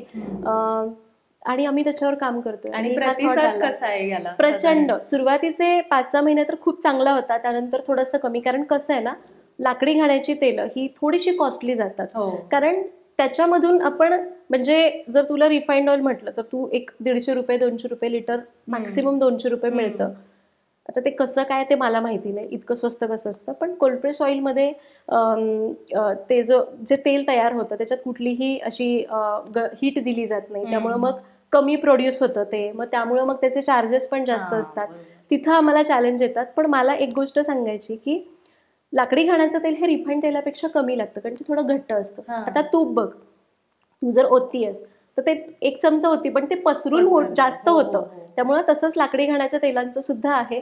त्यामुळं आम्हाला लोकांना अवेअर करावं लागतं की अरे हे असं आहे, त्यामुळे ते महाग आहे. कॉस्ट इफेक्टिव्ह दोन्ही सेम आहेत, पण फक्त ते महाग आहे, 1 लिटर एवढ्या ह्याच्यात मिळणार म्हणून लोक शक्यतो टाळतात घ्यायला. पण हळूहळू मी माझ्या व्हिडिओज मधून सुद्धा अवेअर करतेय की हे का चांगलं आहे. कारण मला स्वतः त्याचे बेनिफिट्स मिळालेत. फक्त बिझनेस करायचा म्हणून मी करत नाही, कारण माझ्या डोक्यात कधीच असं आलं नाही की मी बिझनेस करणार. पण काहीतरी चांगलं लोकांपर्यंत पोहोचवायचे म्हणून खरं तर हा बिझनेस चालू झाला. आणि मी अजूनही त्यातून शिकते, कारण बिझनेसचा मला कुठलाही एक्सपिरियन्स नाहीये. हळूहळू आणि शिकूनच. आणि आता म्हणशील तर आमचा प्रॉफिट खूप चांगला आहे. कारण आता इतक्यात पॅन्डेमिक नंतर लोकांना कळायला लागलंय की खाण्यामध्ये तुम्ही इन्व्हेस्ट करायचंय की कपड्यांमध्ये इन्व्हेस्ट करायचंय. त्यामुळं आता आम्हाला खूप चांगला प्रतिसाद मिळतोय. खूप म्हणजे वाटलंच नव्हतं आम्हाला. मध्ये मध्ये वाटलं होतं की काय माहिती काय होणार पुढे, कारण जनरली आपली मेंटॅलिटी असते की महाग आहे नको. पण आता लोकांना ते कळायला लागले आणि खूप चांगलं चालू आहे सगळं. तर मगाशी म्हटल्याप्रमाणे सरिताज किचनच्या जगप्रसिद्ध किचन मध्ये आलोत आपण आपल्या दुसऱ्या सेगमेंटसाठी, ज्याचं नाव आहे कमेंटवर कमेंट. यामध्ये तुमचे सबस्क्रायबर्स जे अनेकदा प्रश्न विचारत असतात कमेंट सेक्शन मध्ये, अनेक प्रश्नांना उत्तरं देता, पण या माध्यमातून एक ठोस उत्तर असं आपल्याला हवंय. ओके, सो पहिलाच प्रश्न म्हणजे हे जे छान नवीन सजवलेलं किचन आहे यामध्ये कुठल्या गोष्टी, हे म्हणजे स्पेशली शूटिंगसाठी जेव्हा तयार केलं तेव्हा कुठल्या गोष्टी लक्षात ठेवून आणि कसं कसं होतं हे प्लॅनिंग? हे बघ, मला पहिल्यापासून असं आपले पारंपरिक वस्तू असतील, पदार्थ असतील किंवा आपली जी काही संस्कृती आहे ना ती तसंच का केलं जातं याच्यावर फार मला रिसर्च की हे असंच का. मी आईला आजीला पण विचारून सोडायचे की असंच का. आई पण मला ओरडायची की कारण प्रत्येकाला कारण माहितीच असं, वडाची पूजाच का करतात, दुसरं झाड का नाही असले फार. मग नंतर ज्यावेळी आपल्याला कळायला लागतं की अरे ह्या गोष्टी खरं तर काहीतरी एक त्याच्यामागे कारण आहे म्हणून केलेलं आहे. आणि मग मला कळालं की आपल्या पारंपरिक गोष्टी आपण करायला पाहिजेत. आणि मग असं नाही की आत्ता युट्यूब चॅनल आहे म्हणून, आधी सुद्धा युट्यूब चॅनल नव्हतं माझं. मी पुण्यामध्ये नुकतीच आले होते तेव्हा सुद्धा माझ्याकडे पितळी भांडी वगैरे असं मी आणून ठेवलं होतं, कारण मला त्याचं महत्व माहिती होतं आणि मी वापरायचे. त्यानंतर मग हे चॅनल सुरू झालं. स्टुडिओ केला मी सुरुवातीला, कारण तो खूप जरासा घाबरत केला होता, कारण तेवढा म्हणजे माहिती नव्हतं की कसा होईल. पण नंतर ज्यावेळी तो कॉन्फिडन्स येतो ना की काम करायला लागल्यावर, मग म्हणलं आता आपल्याला काहीतरी छान करायचंय, कारण आधीचा मनासारखा नव्हता. आणि म्हणलं की मग आपली पारंपरिक सीमच करू. कारण आपल्या सरिताज किचनवर जर तू बघशील तर रेसिपीज ऑलमोस्ट पारंपरिक दाखवण्याचा प्रयत्न असतो. मैदा शक्यतो कमीत कमी वापरला जातो. उगाच आठवड्यातून एकदा सोडा घालून कुठली तरी एक इन्स्टंट रेसिपी नाही दाखवली जात, पण मला मनापासून ते पटत नाही. आणि मग म्हणलं आपला स्टुडिओ सुद्धा मग त्याला साजेसाच असावा की थोडासा असा पारंपरिक असणारा, जुन्या काळामध्ये असं काहीतरी. आणि तू मगाशी म्हणली की गर्दीतून काहीतरी तुला वेगळं करायचं, तर मग तेच करायचं होतं. आणि मी म्हटलं आपली आवड पण आहे, मला आवडतं सुद्धा, आणि म्हणून मग ह्या सगळ्या गोष्टींचा आम्ही घाट घातला. ही सगळी भांडी तू बघितलं असशील आमचा रिनोव्हेशनचा व्हिडिओ, आम्ही रविवार पेठ, जुना बाजार सगळीकडे आम्ही अक्षरशः जंग पछाडलं. कारण पितळी भांडी मिळतात पण ती जुन्या माठाची भांडी खूप कमी. आणि मग अगदी आम्ही अशी गिनचुनके भांडी आणली. त्या डब्यांचं पण एक म्हणजे ना झाकण आपलं कसं स्ट्रेट वालं असतं, एक गोलाकार त्याला कर्व आहे. येस, हे असे डबे माझ्या आईकडे पण खूप होते. पण ते कसं पूर्वीच्या लोकांना म्हणजे ते आवडायचं वापरायला. परत मधला काळ असा होता की वेळच नाहीये कोणाकडे, कोण मेंटेन ठेवत असतं म्हणून बंद. आणि आता लोकांना कळायला लागलं त्याचं महत्व, त्यामुळे आता बरेच जण वापरतात. मला कॉमेंट्स पण येतात की अरे हे सगळं कुठून आणलं, छान आहे. येस. पुढचा प्रश्न मी असा विचारेन, स्पेशली रेसिपीचं चॅनल आहे म्हणून सिन्स पूर्णपणे बोलायचं असतं आणि बोलता बोलता ब्लूपर्स झाले ना तर आपण चल कट कर परत घेऊ करू शकतो. फोडणीत जर काही चुकलं त्यावेळेला तर ते बदल करणं म्हणजे सगळंच पहिल्यापासून आहे ना, असं कधी होतं का? होतं बऱ्याचदा, म्हणजे फार नाही, खूप कमी. कारण मला माहिती की मी काय टाकते, मला फक्त ते सांगायचं की मी हे टाकते. तर मग कधीतरी होतं की मी म्हणते की अरे आता टाकू जिरं, आता टाकू मोहरी, पण मी टाकत असते उलट. पण म्हणता ना, कारण जनरली बायका स्वयंपाक करतात तर मोहरी, जिरं, कढीपत्ता, हिंग या 4 गोष्टी ठरलेल्या असतात फोडणीमध्ये. मग कधी कधी मी म्हणते आता हे टाकू, पण हातात काहीतरी वेगळं येतं. मग एडिटरची कमाल असते की तो म्हणतो हा ताई राहू दे, आपण मी फक्त ना तुझा आवाज कट करून इकडे लावतो. बापरे, पण म्हणजे बारकाईने करावं लागत असेल ना. पण बऱ्याचदा म्हणजे मला माहिती की माझं ऑडियन्स समजून घेणार आहे की हे चाललंय बाबा, चला आपण पण म्हणतो ना जिराला मोहरी चुकून, हे होतं. पण ऑडियन्स हे समजून घेतो. पण मला वाटतं की जर आहे माझ्याकडे वे आउट की मी याला असं चेंज करू शकते तर का नाही. बरोबर. आणखीन एक म्हणजे ह्याला जोडून मी हा प्रश्न विचारेन की ब्लूपर्स साहजिक बोलताना होतात ही वेगळी गोष्ट, पण ना तुझं बोलणं अनेकांना खूप आवडतं. आणि स्पेशली मी ही कॉम्प्लिमेंट ह्यासाठी देईन की तुझे उच्चार, तू मगाशी नमूद केलंस, उच्चार आणि एक भाषेवरची जी पकड आहे ना ती कमाल आहे. तर यासाठी काही बॅकग्राऊंड असं म्हणजे वाचन आवडतं का, किंवा असं काही मेहनत घेतेस का तू? वाचन मला लहानपणापासून खूप आवडायचं. आणि असं माझ्या घरात कोणी शिकलेलं असं खूप असं नाही बरं का माझ्या कुटुंबामध्ये, पण मला वाचायला खूप आवडायचं. आमच्या लायब्ररीमध्ये एक सुरवसे सर म्हणून होते, ते म्हणायचे अगं संपली पुस्तकं, किती रोज येशील. आणि मी ना ते पुस्तक वाचायला लागलं की मला ते असं संपवायचंच, म्हणजे अक्षरशः ते चांदोबा, परत ते वेगळे वेगळे छोटे छोटे कुठलंही पुस्तक दे मला वाचायला. मी लहानपणी खूप पुस्तक वाचलेली आहेत. आणि मला ना वक्तृत्वाची लहानपणापासून खूप आवड आहे. आणि माझे जे शिक्षक होते, मी खूप नशीबवान की घरची जरी परिस्थिती नसती तर शिक्षकांचं असं जे काही मार्गदर्शन होतं की त्यांनी त्याच्यात मला खूप चांगली साथ दिली की हा तू कर. आणि ते प्रॅक्टिस करून घ्यायचे, ते वक्तृत्व, ते उच्चारावरचे भर. आणि मला ते खूप आवडायचं. आणि मी मगाशी म्हटलं की माझं स्वप्न होतं मला आकाशवाणीत बातम्या द्यायच्या किंवा रेडिओवर जायचंय, पण ते नाही झालं तरी या कामामधून ना मी सगळं जगतीये. मला समोर उभं राहून बोलता येतंय, लोकांचे छान कमेंट्स येतात की तुम्ही छान बोलता, आणि ती कॉमेंट, तशा कॉमेंट्स मला खूप आवडतात, कारण ते माझं स्वप्न होतं की मला बोलायचंय पुढे जाऊन. आणि मला उच्चार व्यवस्थित करणं, चुकीचा शब्द मी जर काही उच्चारत असेल तर त्याच्यात सुधारणा करणं पण आवडतं. मला कमेंट पण आली होती एक, तुम्ही ना पदार्थ नाही म्हणत, पदार्थ म्हणता. मी लिहिताना पदार्थच लिहिते, पण मी म्हणताना उच्चार, आपण कधी कधी फ्लो मध्ये बोलतो पदार्थ म्हणायचे. मला एक कमेंट आली होती, मग मी म्हटलं माझे व्हिडिओ बघितले मी जाऊन, अरे हा यार मी तर असं म्हणते. मग म्हणलं की चला आता आपण सुधारणा करायला पाहिजे. आणि खरंच असे सल्ले, आणि पुण्यात आता म्हणजे जाऊ द्या स्टिरियोटाईप होईल, पण पुण्यातून करतात व्हिडिओ, त्याच्यामुळे तोही एक भाग आला. मला असं विचारायचं, स्पेशली आता आपण या प्रसिद्ध ठिकाणी आहोत म्हणून, इथे जेव्हा रेसिपीज घडतात कसं असतं इथलं वातावरण? म्हणजे आम्ही व्हिडिओत बघतो ते छान रेडी असतं, तर ती जी सुरुवातीची प्राथमिक तयारी वगैरे कसं असतं इकडे? प्राथमिक तयारी तिकडं होते ओरिजिनल किचन मध्ये, आणि मग त्याच्यानंतर आम्ही एक एक प्लेट अशा आणून ठेवतो. मग काही इथे खाली असतात, जी लागणार आहे ती वर असते, आणि मग ते सुरू होतं. आणि मग कधी कधी तो आणि मला ना त्यात पण नीटनेटकं, म्हणजे फार मला माहितीये की पसारा होणार आहे, पण मग ते फार असं गडबड होऊ नये म्हणून एक छान भांड असतं, त्याच्यामध्ये सगळी वापरलेल्या छोट्या छोट्या वाट्या वगैरे टाकणं ते होतं. म्हणजे इकडे छान दिसतं पण खाली जरा गोंधळ असतो. मगाशी तू एक दोनदा आपण म्हणजे ते 1 किलोची बिर्याणी किंवा जे आपण फूड बिझनेसच्या ह्याच्यासाठीच म्हटलं ना, आता ते दाखवताना त्याचा फायदा होतो वगैरे सगळं खूप खरंय, पण एवढं संपवतं कोण? संपवतं म्हणजे भरपूर आहेत संपवणारे. माझी जी मदतनीस आहे तिच्या घरी छान डबा असतो, गरम गरम मस्त. त्यानंतर माझी टीम आहे, आधीच आम्हाला आता उद्या काय मग सांग, मग आम्ही सोय करतो तशी. तर ते संपतं, व्यवस्थित संपतं, काही इश्यू होत नाही. आणि जरी जास्त प्रमाणात केलं तरी पण आम्ही ते गरजूंना देतो, त्यामुळे ते वाया जात नाही, हे मात्र नक्की. येस, कारण अनेकांना हा प्रश्न असतो, एवढं करता कमेंट्स पण येतात, तुम्ही याचं करता काय, काश आम्ही तुमच्या शेजारी असतो. शेजाऱ्यांकडे पण जात असतील ना, किती लकी आहेत सगळे. येस. आता मला आणखीन एक प्रश्न असा विचारायचा होता की ऍक्च्युली वेगळे पण मगाशी आपण बोलताना जे म्हटलं ना, प्रमाणात सांगणं की म्हणजे मोजमाप करणं, पण आपली आधीची जी हे होती म्हणजे आई आजी कोणीच कधी मोजलेलं नसतं, असा हात त्यांचा जातो, फोडणी पडते वगैरे वगैरे. तर ही शिस्त आधी होती का? म्हणजे मी अजून घरामध्ये हे फॉलो नाही करत. घरामध्ये तर मी मसाल्याचा डबा घेतला की सगळं हाताने, इव्हन मीठ तर मला कधीच चमच्याने आवडत नाही टाकायला, पण इथे मी करते कारण मला ते सांगायचं असतं की काय हवंय. इव्हन मी एक असाही व्हिडिओ केलाय की कुठल्याही गोष्टीचं प्रमाण कसं घ्यायचं, याच्यावर सुद्धा एक व्हिडिओ आहे, आणि तो बॅचलर्स भलतेच खुश आहेत तो व्हिडिओ बघून, कारण मिठाचं प्रमाण कळत नाही, ते सुद्धा त्याच्यात ऍड केलंय. सो इथं जरी हे असं असलं ना, घरामध्ये बघायचं तो 20 मिनिटात स्वयंपाक तयार होतो, कारण सगळं हातानेच टाकायचं. तेच म्हणत होते की एकदा तो जम बसला ना, अंदाज आला की आपल्याला कळत जातं. आणखीन एक ना, खाण्याच्या बाबतची स्पेशली माझीच ही क्वेरी आहे की असं म्हणतात ना, जेव्हा आपण बनवतो एखादी गोष्ट तर ती खाण्याची इच्छा तेवढी होत नाही, तर हे खरं आहे का? हो, मी स्वतः जे बनवते ते मला असं वाटतं की एवढं छान नाही झालं, पण बाकीचे खाणार मस्त झालंय.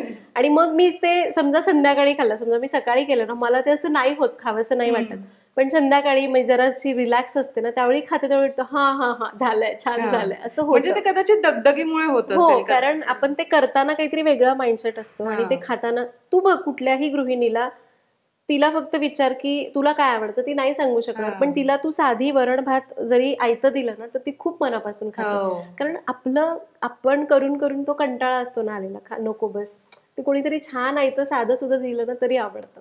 येस. आणखीन एक मला प्रश्न असा विचारायचा होता की कुकिंगचं चॅनल आहे, इतकं खाणं होतं, बरं तूही स्वतः फूडी आहेस, मग फिट कशी काय करतेस, त्याच्यासाठी काही वेगळा फंडा आहे का? नाही, मी मगाशी म्हटलं की आपल्या चॅनलवर शक्यतो पौष्टिक आणि हेल्दी दाखवण्याचाच माझा प्रयत्न असतो.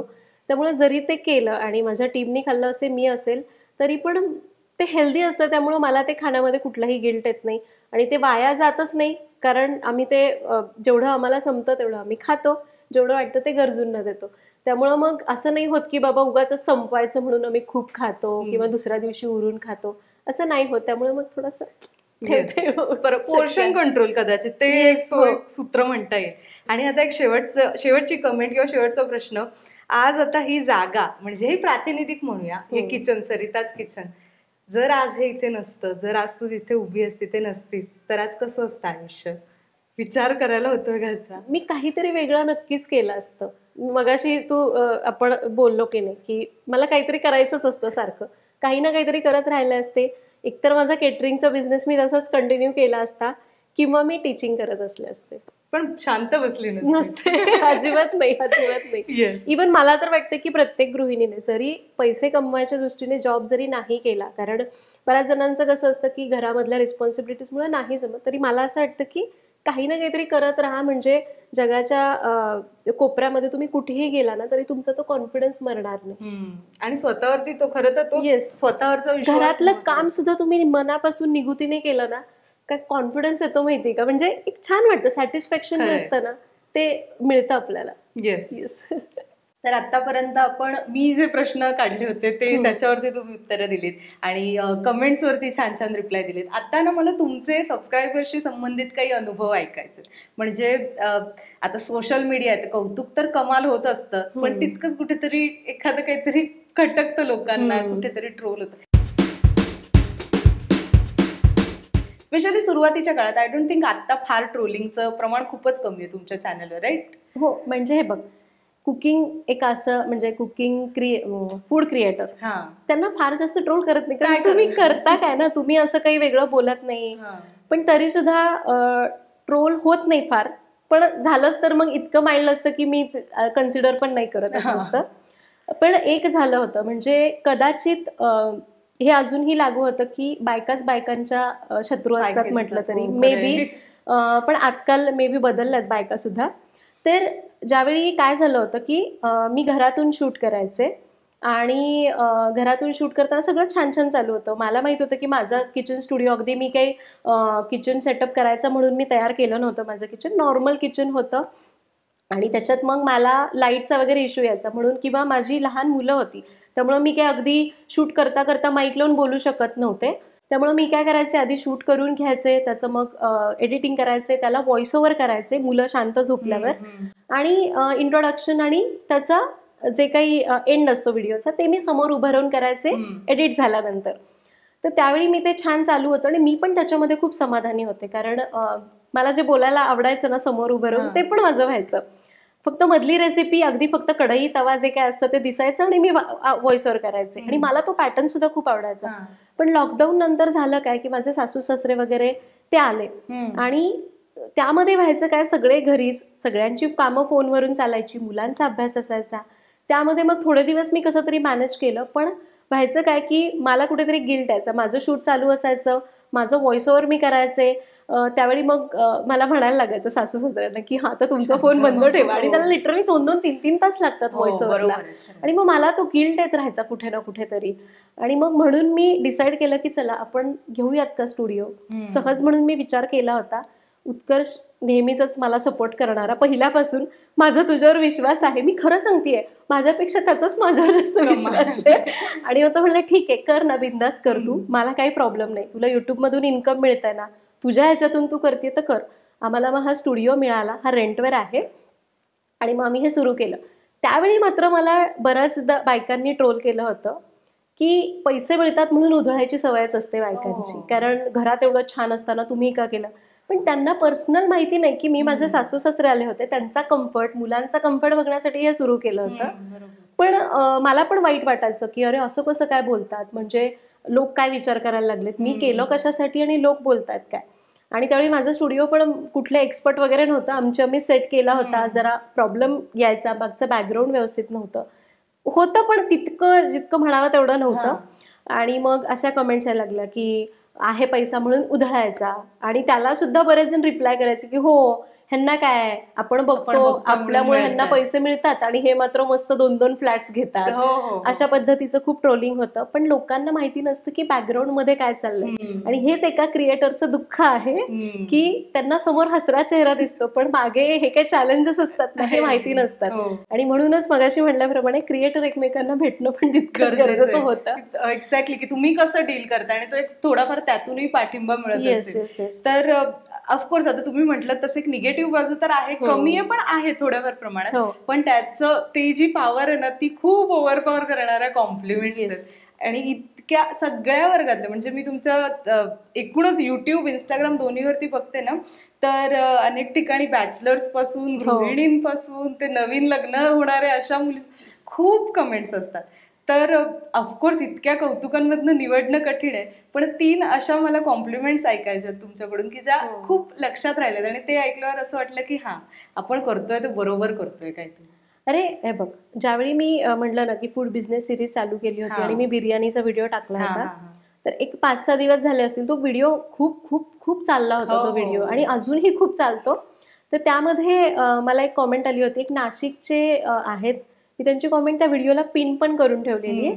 एवढी मोठी कॉमेंट लिहिली होती, मी पहिल्यांदा बघून घाबरले, म्हटलं बापरे कोणाचं काही बिघडलं का, कारण आधी मला एक एक्सपिरियन्स आला होता. येस, म्हणजे तसं तर मी त्यावेळी रडून चॅनल बंद करायचं पण ठरवलं होतं की ज्यावेळी मला ते अशी कमेंट आली होती आणि मग ते प्रमाणाचं वगैरे सुधारणा केली. त्या दादांनी अशी कमेंट केली होती की ताई माझं नाशिकमध्ये बिर्याणी शॉप होतं पण ते चालत नव्हतं आणि मग नंतर हळूहळू मी तुमचे व्हिडिओ बघितले, मला कळायला लागलं की मी कुठे चुकतोय आणि मग मी हळूहळू त्याच्याप्रमाणे काम करायला लागलो आणि मला असं वाटायला लागलं की हा व्हिडिओ तुम्ही खास माझ्यासाठीच केलाय, कारण हे सगळे चॅलेंजेस मला यायचे आणि तू खरं सांगतोय आता माझं जे काही बिर्याणीचं शॉप आहे ते खूप चांगलं चालतंय.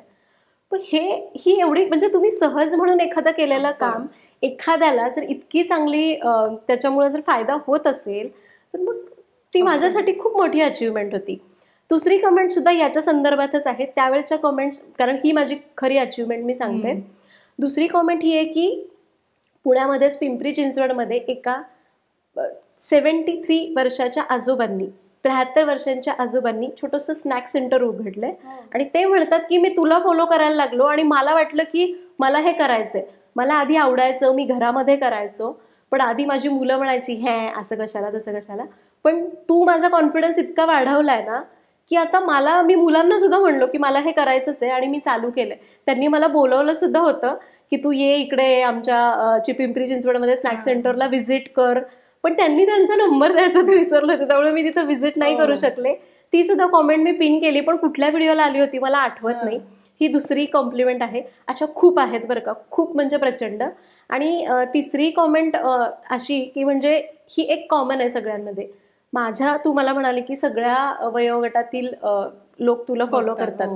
माझ्या चॅनलवर असे पण लोक आहेत की ज्यांनी 70 उलटलेली आहे, शक्यतो अशा सुगरणी ज्या खूप आधी, त्या सुद्धा मला म्हणजे कॉमेंट करून सांगतात की अगं तू एवढी लहान आहेस पण इतकं कुठून नॉलेज आलंय तुझ्याकडे.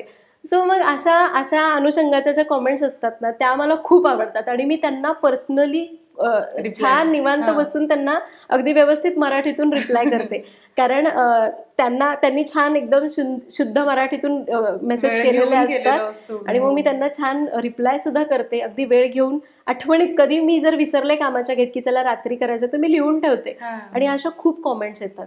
असेच एक सबस्क्रायबर्स आपल्या चॅनलवर पण आले होते, अश्विनी गांधी म्हणून, त्या इतक्या मनापासून कॉमेंट्स करायच्या. आणि खरं सांगू का, अशा जे कोणी सबस्क्रायबर्स आहेत ना जे खूप अनुभवी आहेत माझ्यापेक्षा जास्त, आणि त्यांचे मला फीडबॅकचे सुद्धा येतात, सरिता तू हे केलंस बरं का पण तू इथं चुकलीस, अशाही येतात. आणि खरंच मी त्याच्यावर काम करते कारण त्या मनापासून केलेल्या कॉमेंट्स असतात.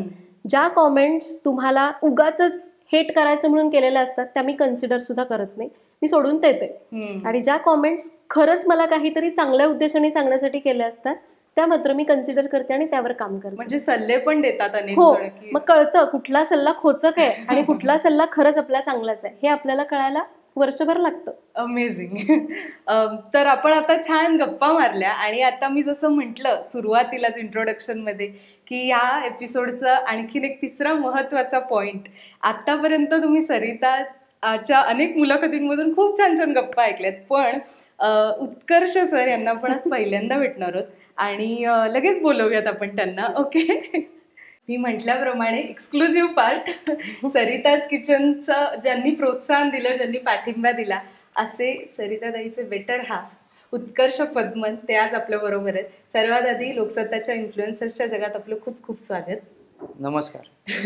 थँक्यू सिद्धी, थँक्यू लोकसत्ता, मला इथे बोलायची संधी दिली तुम्ही. येस, पहिला इंटरव्ह्यू बरोबर? हो, माझा पहिलाच इंटरव्ह्यू. ओके, सो रिलॅक्स, आपण गप्पा मारायचं तर असं एकदम नॉर्मली. अगदी सोप्या प्रश्नाने सुरुवात करते. तुम्ही पण फूडी आहात का? हो, म्हणजे आता आधीपासूनच, म्हणजे आईच्या हातचं बऱ्यापैकी. हो. आणि सरिताताईने बनवलेली एखादी आवडती रेसिपी वगैरे सांगाल? एखादी, सगळ्याच आवडत असतील पण एखादी. सगळ्याच आवडतात, पण त्यातली त्यात तिने बनवलेलं नॉनव्हेज आणि गव्हाची खीर, ते प्रचंड आवडते मला. ओके, आता आपण थोडं तुमच्या लव्ह स्टोरीकडे वळूया. खरं तर तुम्ही नौदलात रुजू होतात बरोबर? म्हणजे समुद्र तुमच्या जवळ होताच आणि सरिता आलीच आयुष्यात. तर मला हे विचारायचंय, साधारण किती वर्ष झाली लग्नाला तुमच्या? आता 2010 मध्ये झालं, म्हणजे 14 वर्ष. कशी झाली ओळख? कसं तुमचं लव्ह मॅरेज? म्हणजे एक साधारण कधीपासून ओळखत होतात एकमेकांना? असं लहानपणापासूनच ओळखत होतो आम्ही, पण म्हणजे जो एक पॉइंट येतो ना, तो माझ्या बहिणीच्या लग्नात आम्ही भेटलो आणि देन ते स्ट्राईक झालं तसं, आणि लग्न करूयात असं स्ट्राईक झालं. हो, तसंच. आणि त्या म्हणजे माझ्याकडे तशी फिलिंग होती माझ्यामध्ये की आपण तसं करूया, बट मला अजून, मी नेव्हीची जस्ट एक्झाम दिली होती आणि मला तो कॉल नव्हता आला, म्हणून मी तेवढा कॉन्फिडंट नव्हतो. पण नंतर जेव्हा कॉल आला मला, तेव्हा ते कॉन्फिडन्स आम्ही बोललो होतो याच्यावर. फक्त मग आम्ही म्हणालो की बेस कुठला आहे, आपण घरामध्ये सांगणार काय, कारण तेवढी मॅच्युरिटी आम्हाला परिस्थितीने दिली होती. कारण याच्याही घरी काही अशी चांगली परिस्थिती नव्हती, ती मॅच्युरिटी आम्हाला आली होती त्या परिस्थितीमुळे. आणि मी म्हणलं की रे कुठल्या बेसिसवर आपण घरच्यांना सांगायचंय. आणि मग आम्ही म्हणलं वाट बघू, उगाच काय म्हणतात त्याला, आपण हवेमध्ये असं स्वप्नरंजन नको, नाहीतर मग परत मूड ऑफ होतो सगळा की अरे यार. तसं ठरवून ठेवलं होतं की बाबा ठीक आहे, म्हणजे इफ एट ऑल माझं झालं सिलेक्शन नेव्हीमध्ये तर आपण घरी सांगू. आणि तसंच झालं, नेव्हीमध्ये सिलेक्शन झालं. मी ट्रेनिंग करून आलो तेव्हा मी आईला सांगितलं की असं असं आहे. आणि आईला आता एका झटक्यात सांगितलं म्हणून सांगितलं, पण ते सांगायला 4 सुट्ट्या लागल्या. मी दर सुट्टीला, ऍक्च्युली खरं सांगू का, ज्यावेळी आमचं, तू जर म्हणशील ना लव्ह मॅरेज, आम्ही भेटलो खूप कमी. कारण मी सांगोल्यामध्ये होते, आम्ही लग्नात भेटलो, आम्ही चला आमची ह्याच्यावर थोडीशी म्हणजे बोललो आम्ही की चला असं आपण सांगूयात घरी म्हणून वगैरे. मी हो म्हणाले त्यानंतरचं पुढचं. त्यानंतर मात्र आम्ही फोनवरच बोललेलो आहे. इव्हन डेट्स तेव्हा तर म्हणजे कमी होतं, डेट असं फोन पण काय मोबाईल नाही, शेजाऱ्यांच्या मैत्रिणीच्या घरी असं. आणि मग मी दरवेळी आईला विचारलं उद्या, असं करत अख्खी सुट्टी गेली आणि अशा 4 सुट्ट्या गेल्या असतील उलट. आणि लिटरली ते पण कसं, शेवटच्या सुट्टीमध्ये मी स्टेशनवर सांगितलं होतं निघताना जाताना. कोणाला? आईला माझ्या, की मला तुला काहीतरी सांगायचंय, मला तुला काहीतरी सांगायचं. ती म्हणती सांग सांग सांग. अख्खी सुट्टी गेली पण मी सांगितलंच नाही. शेवटी ट्रेन माझी आली आणि मी ट्रेनमध्ये बसायच्या जस्ट आधी मी तिला सांगितलं की असं असं, म्हणजे फटका खायचा चान्सच नाही. आणि मग मी, आणि त्या झोन मध्ये होती ना आई, की आता मुलगा चाललाय परत, म्हणून मग तिला म्हणजे ते टायमिंग असं साधायचं नव्हतं मला, पण ते. ओके, मग आणि आई ग सांगितलं. आणि खरं सांगू का, इतके दिवस लावले ना सांगायला ना की आई मला सांगायचं. आईने ओळखून ठेवलं होतं की याला काय सांगायचंय. ज्यावेळी त्यांनी आईला सांगितलं त्यावेळी आई म्हणाली सरिता का, म्हणजे कोणाचं नाव सांगायची गरजच नाही, आईने ऑलरेडी ओळखलं होतं. तर त्यावेळी त्यांनी आईला स्टेशनवर उचलून घेऊन फिरलं होतं. येस, हे पण मला सांगायचंय. कारण माझ्या सासूबाई खरंच खूप चांगल्या आहेत, म्हणजे समजून घेतात मुलांना. आणि त्यामुळेच त्या लगेच हो म्हणल्या. आम्हाला वाटलं नव्हतं तुमची आधी ओळख होती ना, पण आम्हाला असं वाटायचं ना की कसं सांगणार. माझ्या आईच्या आधी त्यांनी आईला सांगितलं. आदरणीय भीती जी आमच्या जनरेशनला आहे, आमच्यातही आहे. आणि मग तुमच्या घरी कसं सांगितलं होतं इकडे? त्यानंतर मग माझ्या सासूबाईंनी आईला विचारलं. ओके. कारण माझ्यात तेवढी ताकद नव्हती आईला सांगायची. म्हणजे मी आईला सगळं शेअर करायचे, पण हे सांगण्याची मला फार भीती वाटायची. तुम्ही मगाशी म्हटलं की लग्नाच्या वेळी, म्हणजे जेव्हा बहिणीच्या लग्नात स्ट्राईक झालं की लग्न करायचंय, आता तुम्ही 14 वर्ष एकत्र आहात आणि छान ते नातं निभावताय, पण ते नातं जोडायचंय हे स्ट्राईक होताना नेमक्या कुठल्या गोष्टी एकमेकांमधलं तुम्हाला अट्रॅक्ट झाल्या की हा ही माझी पार्टनर असायला हवी, किंवा तुम्हाला हा माझ्या बरोबर असायला हवा? मला पहिल्यांदा आधी वाटायचं की मी गावाकडे राहते, हा पुण्यामध्ये लहानपणापासून पुण्यातच वाढलेला आहे. मला असं वाटायचं की हा टाइमपास तर नाही ना करत, कारण आम्ही फक्त त्या लग्नापुरतं भेटलो होतो. आणि आधीही आम्ही भेटलो, पण त्या लग्नामध्ये यांनी मला बोलून दाखवलं. त्यावेळी मी घरी आले, हार्डली एक सकाळी आम्ही लग्नाला गेलो, संध्याकाळी मी आणि आई परत आलो गावाला, आणि हे लोक पुण्याला गेले. त्यावेळी मला वाटायचं की हा टाइमपास तर नाही ना करत, की उगाच चलो, कारण आपल्या मनात एक असतं ना की शहरातली मुलं कशी असतात. पण परत मग हा गेला, त्याच्यानंतर त्याचा नेव्हीचा कॉल, मी पुण्यामध्ये पण आले होते माझ्या बहिणीकडे सुट्टीला, त्यावेळी पण आम्ही भेटलो. पण त्यावेळी मला कुठेतरी वाटलं की नाही हा सिरियसली बोलतोय, कारण त्याच्या बोलण्यातून वगैरे मला कळायला लागलं ते तितकं. तरी सुद्धा कुठेतरी भीती वाटायची की काय माहिती, इकडे मी याच्यासाठी आई वडिलांना खोटं बोलणार, आईला माझ्या, आणि इकडे जर याने काय माहिती काय केलं तर. पण तो एक कुठेतरी विश्वास असतो ना, मग त्याने, आता मी खरं सांगते, त्यावेळी फोन पण होते ना, त्यांनी मला पत्र लिहिलं होतं. त्याच्यात त्यांनी फक्त एका वाक्यावरून मला कळलं की हा जेन्युइन आहे. त्याने फक्त हे लिहिलं होतं की मी ज्या परिस्थितीत वाढलोय आणि तू ज्या परिस्थितीमध्ये वाढली आहेस, त्यातून मला एकच वाटतं की तूच माझ्यासाठी योग्य आहेस. आणि ते जे सेंटेन्स होतं ना, ते मला जास्त पटलं, आणि म्हणून माझा विश्वास बसला 100% की नाही, हा टाइमपास नाही करत ते. मला एवढं माहित होतं की तिला परिस्थितीची जाणीव आहे, कारण ती म्हणजे ते ज्या अर्ली, म्हणजे लहानपणीच तिचे बाबा गेले, त्यामुळे मग आणि तिने त्याच्यानंतर आईला जसं सपोर्ट केला तिच्या, त्याच्यावरनं मला एवढी जाणीव होती की हा, she is perfect. I mean yes, she is perfect. Yes indeed. पुढचा प्रश्न मी तुम्हाला विचारेन की जेव्हा युट्यूबचा प्रवास सुरू झाला, हे कळलं 5 व्हिडिओ झाल्यावर, जेव्हा तुम्हाला आयडिया आली, तेव्हा कसं वाटलं तेव्हा नेमकं? मला म्हणजे आय वॉज हॅपी, म्हणजे मला बरंच वाटलं, कारण हिची बहीण ऑलरेडी युट्यूबवर आहे, म्हणजे होतीच त्यावेळी, आणि तिचे चांगले मला वाटतं 1-2 लाख सबस्क्रायबर्स होते. नाही, तिचे 10,000 होते त्यावेळी 10,000 होते. बट मला असं वाटलं की चलो ठीक आहे, काहीतरी वेगळं. आणि सरिताचं असं आहे की ती काही ना काहीतरी करतच असते, म्हणजे ती अशी शांत बसणाऱ्यातली नाहीये ती, म्हणजे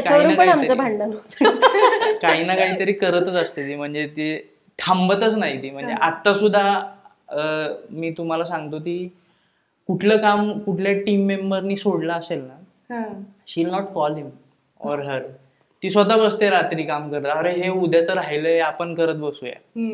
म्हणजे असं नाही की ती ठीक आहे उद्या करूया, किंवा ती थांबतच नाही. म्हणजे दॅट्स वेअर, म्हणजे मला असं कधी वाटलं नाही की कुठंतरी थांबलं पण पाहिजे, एक ब्रेक. आणि तिचं सायमल्टेनियसली ते चालू होतं. मला वाटलं की म्हणजे ठीक आहे, ती तिचं केटरिंगचं जे चालू होतं त्या ह्याच्यातूनच ती काहीतरी व्हिडिओज बनवते. म्हणजे मी टोटली, म्हणजे मला काहीच आयडिया नव्हती की युट्यूब काय आहे किंवा काय, म्हणजे असं फक्त मला माहित होतं की हिची बहीण व्हिडिओज बनवते, आणि मी 1-2 असे व्हिडिओज रॅन्डम पाहिले होते त्याचे, आणि तेवढीच युट्यूबची काही ती आयडिया होती मला आधी. आणि कारण तो फेज बेसिकली काय होतं, ते माझं ट्रान्झिशन होतं. मी नेव्हीतनं रिटायर झालो आणि I had to secure a job. मला जॉबची गरज होती, आणि त्यावेळी मग मला नवीन जॉब लागला होता पुण्यामध्ये.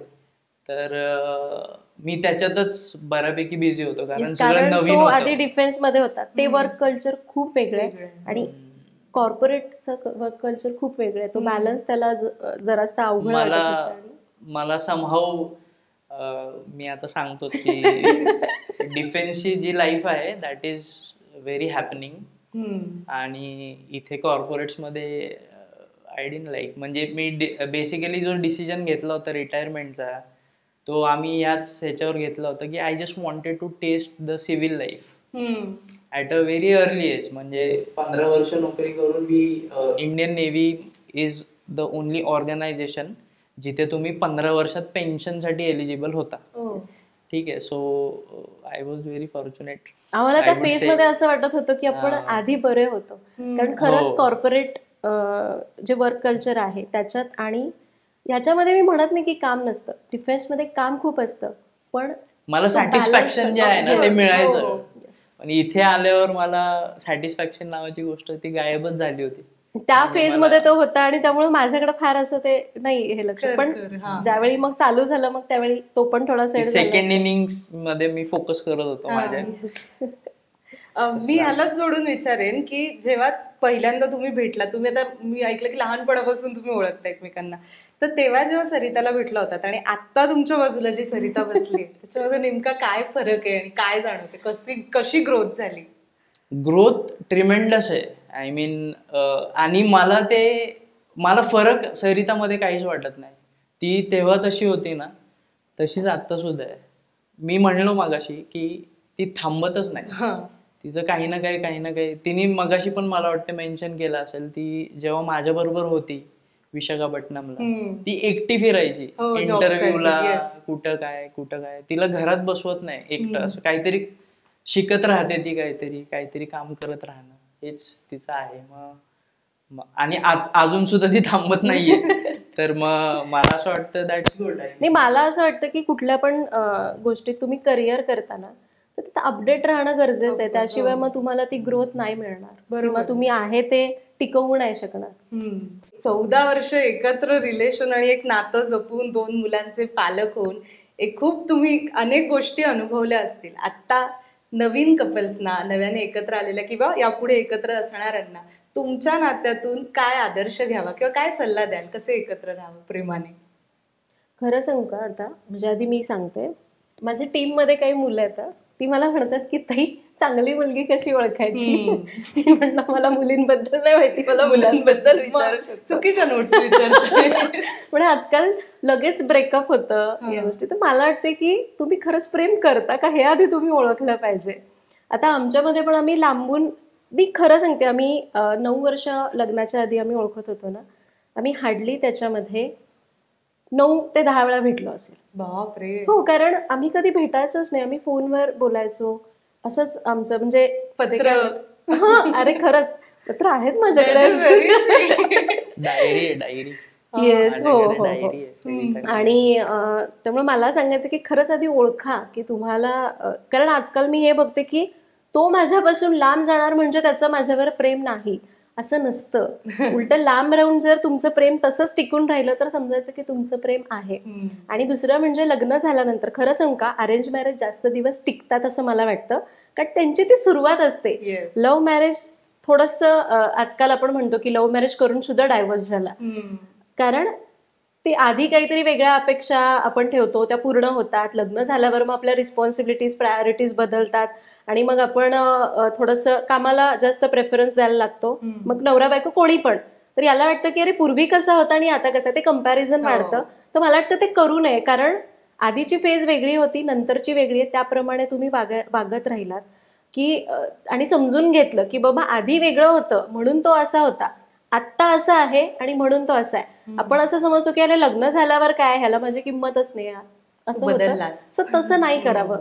त्यामुळे आम्ही पण आता, आमच्यात असं नाही की भांडणं होत नाही, पण आता जरी हे माझं काम असलं त्याने अगदी मला खूप आत्मविश्वास, म्हणजे मी खूप कॉन्फिडेंटली आणि खूप प्राऊडली सांगू शकते की तो जितका फौजी म्हणून मला त्याचा अभिमान वाटतो ना, त्याच्यापेक्षा जास्त अभिमान मला याचा वाटतो की तो मला मदत करतोय.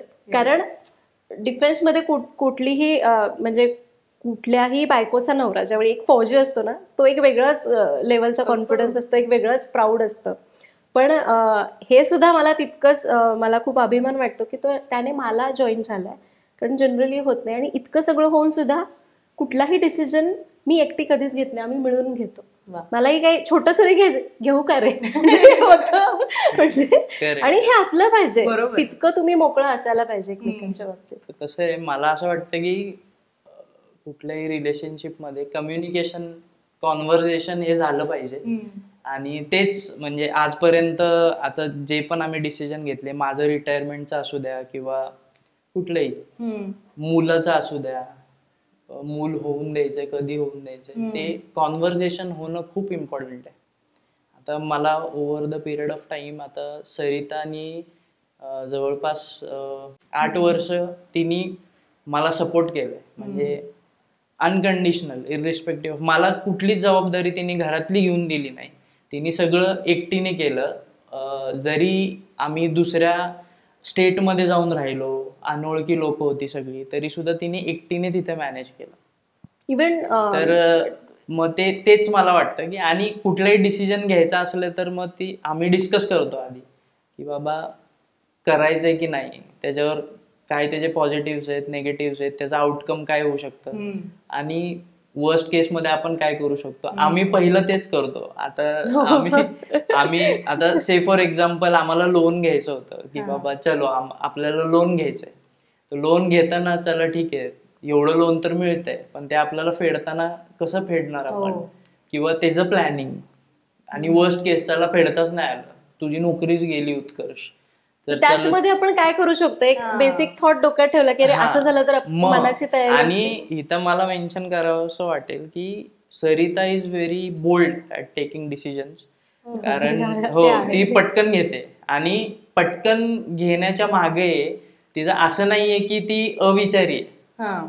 ती पटकन विचार करून लगेच डिसिजन घेण्यात ती कला आहे तिच्यात. आणि कुठेतरी मग ती मला कॉम्प्लिमेंट करते त्या गोष्टीत.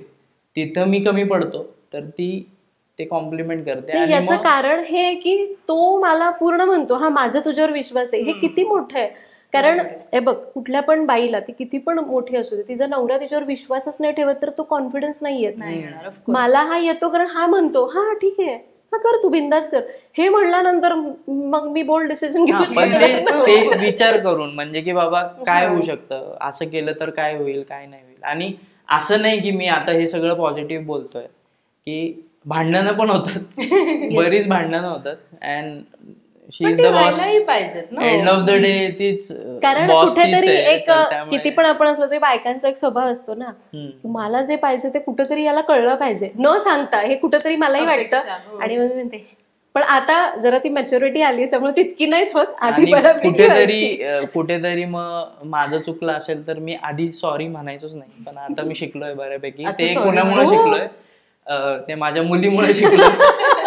माझी मुलगी बऱ्यापैकी मला आता सॉरी नाही, मी तेच म्हणलं, मला कधी सॉरी नाही म्हटलं. हा म्हणजे येऊन प्रेमानं बोलणं होतं, पण सॉरी नाही.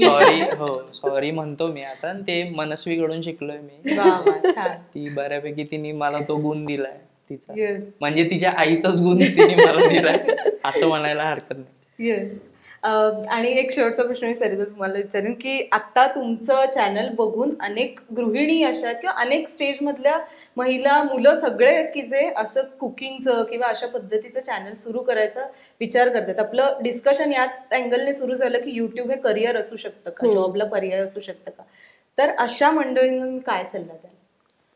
मी आधीच म्हटलंय की मी आधी म्हणत होते की युट्यूब हे करिअर असूच शकत नाही, पण आता मी स्वतःच, आम्ही दोघं मिळून ही गोष्ट चालवतोय आणि यातून वेगवेगळ्या उपक्रम, वेगवेगळे प्रोजेक्ट्स करतोय. तर मला हे सांगायचं की खरंच युट्यूब हे करिअर असू शकतं. त्याच्यात आपण, आणि आता युट्यूब सुद्धा वेगवेगळ्या गोष्टी आपल्यासाठी करतंय. त्यामुळे नक्की तुमची इच्छा असेल तर करा. फक्त एक आहे की बिझनेस असो, युट्यूब असो किंवा कुठलंही करिअर, तुम्ही हातचं सोडून एकदमच तिकडे जम्प नका करू. तर ते करत करत आधी तुम्ही हळूहळू प्रयत्न करा, आणि अशाच गोष्टीमध्ये प्रयत्न करा की ज्या खरंच तुम्हाला येतात, ज्याच्यात तुमचं स्किल आहे आणि ज्याच्यामध्ये तुम्हाला इंटरेस्ट आहे. शेजारच्या बाईने केलं म्हणून मी करणं हे चुकीचं आहे. तिला येतं, तुम्हाला नाही येत, त्यापेक्षा तुमच्यातला इंटरेस्ट शोधा आणि मग तुम्हाला काय करायचं ते नक्कीच करा. येस.